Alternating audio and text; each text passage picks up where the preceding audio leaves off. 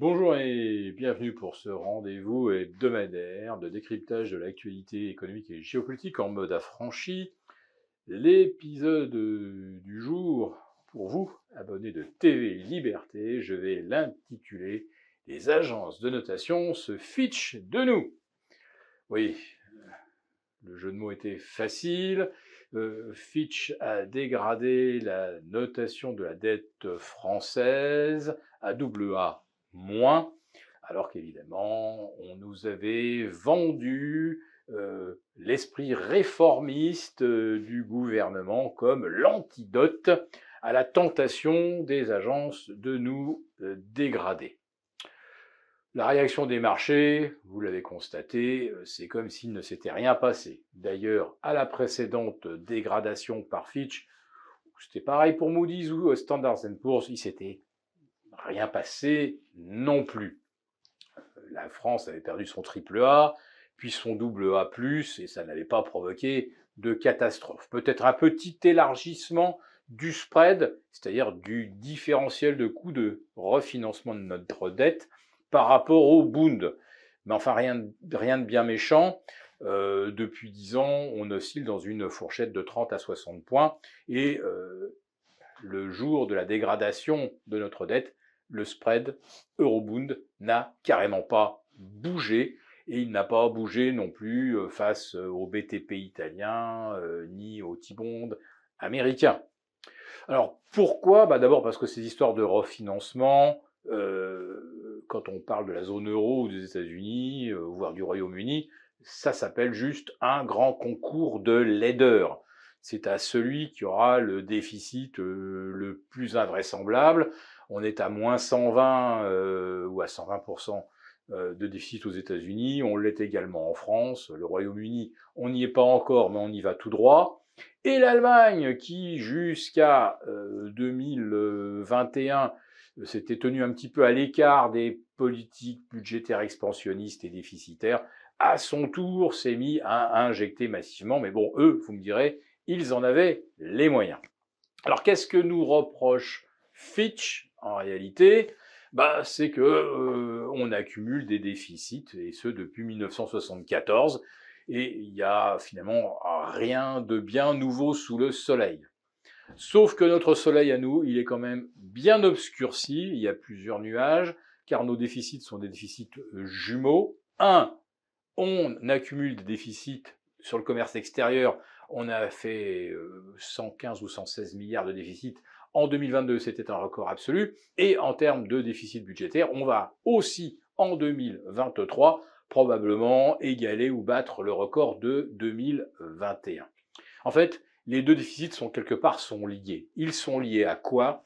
Un, à la désindustrialisation de la France.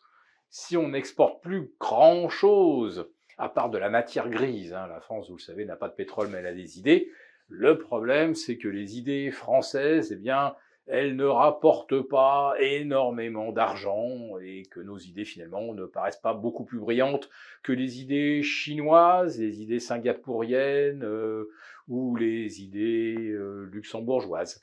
Voilà, donc vous avez compris que pour engranger des recettes, il faut soit avoir des biens sur lesquels on fait de belles marges, comme l'automobile en Allemagne, ou il faut avoir des services financiers performants, comme au Luxembourg, avec surtout une espèce de statut de paradis fiscal, que la France n'a pas. Donc la France n'est ni le Luxembourg, ni l'Allemagne. En fait, elle n'est aucun des deux et n'a aucun avantage d'ailleurs à opposer à ces deux pays que je cite évidemment à dessein.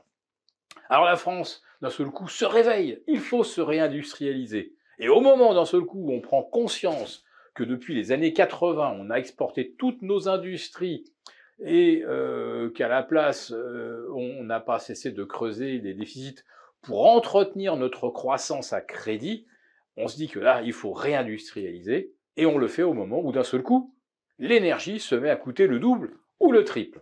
Et alors là, c'est là que on se dit, mais on a vraiment complètement, on s'est complètement fichu dedans. La France était le pays qui pouvait produire le plus d'électricité non seulement en Europe, mais dans le monde. On aurait dû donc encaisser des recettes à l'export sur notre électricité, et notre électricité étant très bon marché, ça aurait dû permettre justement qu'on se réindustrialise pendant que tout le monde, au contraire, délocalisait. On a fait exactement tout l'inverse, et aujourd'hui, on prétend se réindustrialiser, alors qu'on s'impose un coût du mégawatt ou du gigawatt, qui est le plus élevé qu'on ait connu depuis les années 70.